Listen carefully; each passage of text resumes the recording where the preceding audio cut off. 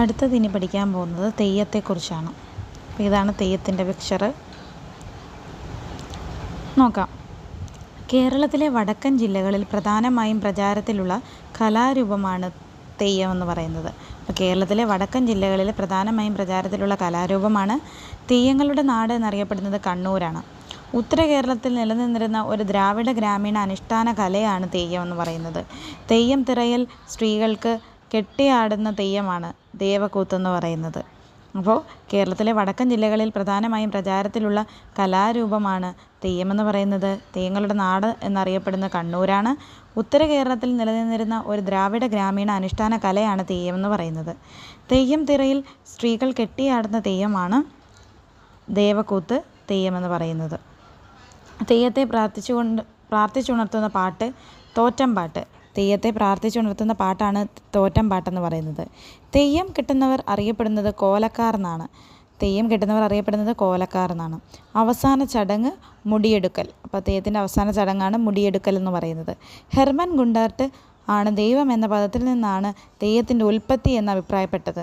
അപ്പോൾ ഹെർമൻ ഗുണ്ടാർട്ടാണ് ദൈവം എന്ന പദത്തിൽ നിന്നാണ് തെയ്യം ഉത്ഭവിച്ചെന്ന് അഭിപ്രായപ്പെട്ട ആളാണ് ഹെർമൻ ഗുണ്ടാർട്ട് എന്ന് പറയുന്നത്.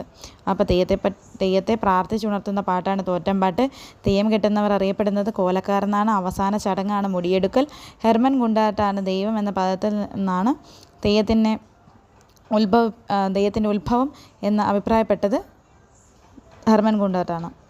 തെയ്യം എന്ന വാക്കിനർത്ഥം ദൈവം എന്നാണ്. ദൈവത്തിന് നൃത്തം എന്നറിയപ്പെടുന്നതാണ് തെയ്യം. നൃത്തം ചെയ്യുന്ന ദേവത എന്നറിയപ്പെടുന്നതും തെയ്യം തന്നെയാണ്.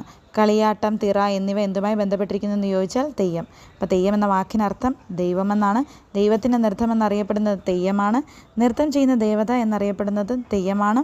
കളിയാട്ടം, തിറ എന്നിവ എന്തുമായി ബന്ധപ്പെട്ടിരിക്കുന്നതെന്ന് ചോദിച്ചാലും തെയ്യമാണ്.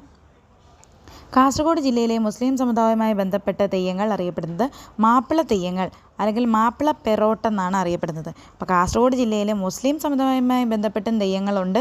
അതിനെ അറിയപ്പെടുന്നത് മാപ്പിള തെയ്യങ്ങൾ അല്ലെങ്കിൽ മാപ്പിള പെറോട്ട് എന്നാണ്. കേരളത്തിൽ തെയ്യം മ്യൂസിയം നിലവിൽ വരുന്നത് കണ്ണൂർ ജില്ലയിലാണ്. കേരളത്തിൽ തെയ്യം മ്യൂസിയം നിലവിൽ വരുന്ന ജില്ലയാണ് കണ്ണൂർ. ഇനി എല്ലാ ദിവസവും തെയ്യം അവതരിപ്പിക്കുന്ന കേരളത്തിലെ ക്ഷേത്രമാണ് കണ്ണൂർ ജില്ലയിലെ പറശ്ശിനിക്കടവ് മുത്തപ്പൻ ക്ഷേത്രം. എല്ലാ ദിവസവും തെയ്യം അവതരിപ്പിക്കുന്ന കേരളത്തിലെ ക്ഷേത്രമാണ് കണ്ണൂർ ജില്ലയിലെ പറശ്ശിനിക്കടവ് മുത്തപ്പൻ ക്ഷേത്രം. അപ്പോൾ ഒന്നും കൂടെ നോക്കാം. ഇതാണ് തെയ്യം. അപ്പോൾ തെയ്യം എന്ന് പറഞ്ഞാൽ കേരളത്തിലെ വടക്കൻ ജില്ലകളിൽ പ്രധാനമായും പ്രചാരത്തിലുള്ള കലാരൂപമാണ്. തെയ്യങ്ങളുടെ നാടെന്നറിയപ്പെടുന്നത് കണ്ണൂരാണ്. ഉത്തര കേരളത്തിൽ നിലനിന്നിരുന്ന ഒരു ദ്രാവിഡ ഗ്രാമീണ അനുഷ്ഠാന കലയാണ്. തെയ്യം തിറയിൽ സ്ത്രീകൾ കെട്ടിയാടുന്ന തെയ്യമാണ് ദേവക്കൂത്ത് തെയ്യമെന്ന് പറയുന്നത്. തെയ്യത്തെ പ്രാർത്ഥിച്ചുണർത്തുന്ന പാട്ടാണ് തോറ്റംപാട്ട്. തെയ്യം കെട്ടുന്നവർ അറിയപ്പെടുന്നത് കോലക്കാർ. അവസാന ചടങ്ങ് മുടിയെടുക്കൽ. ഹെർമൻ ഗുണ്ടാർട്ടാണ് തെയ്യം ഉത്ഭവിച്ചത് ദൈവം എന്ന പദത്തിൽ നിന്നാണെന്ന് അഭിപ്രായപ്പെട്ടത്. അതുപോലെ തന്നെ തെയ്യം എന്ന വാക്കിനർത്ഥം ദൈവമെന്നാണ്. ദൈവത്തിന് നൃത്തം എന്നറിയപ്പെടുന്നത് തെയ്യമാണ്. നൃത്തം ചെയ്യുന്ന ദേവത എന്നറിയപ്പെടുന്നതും തെയ്യമാണ്. കളിയാട്ടം, തിറ എന്നിവ എന്തുമായി ബന്ധപ്പെട്ടിരിക്കുന്നു ചോദിച്ചാൽ തെയ്യമാണ്. കാസർഗോഡ് ജില്ലയിലെ മുസ്ലിം സമുദായവുമായി ബന്ധപ്പെട്ട് തെയ്യങ്ങൾ അറിയപ്പെടുന്നുണ്ട്. അതിനെ നമ്മൾ മാപ്പിള തെയ്യങ്ങൾ, മാപ്പിള പെറോട്ട് എന്ന് പറയുന്നുണ്ട്. കേരളത്തിൽ തെയ്യം മ്യൂസിയം നിലവിൽ വരുന്ന ജില്ലയാണ് കണ്ണൂർ. അതുപോലെ എല്ലാ ദിവസവും തെയ്യം അവതരിപ്പിക്കുന്ന കേരളത്തിലെ ക്ഷേത്രമാണ് കണ്ണൂർ ജില്ലയിലെ പറശ്ശിനിക്കടവ് മുത്തപ്പൻ ക്ഷേത്രം എന്ന് പറയുന്നത്. ഇത്രയുമാണ് നമുക്ക് തെയ്യത്തെക്കുറിച്ച് പഠിക്കാനുള്ളത്.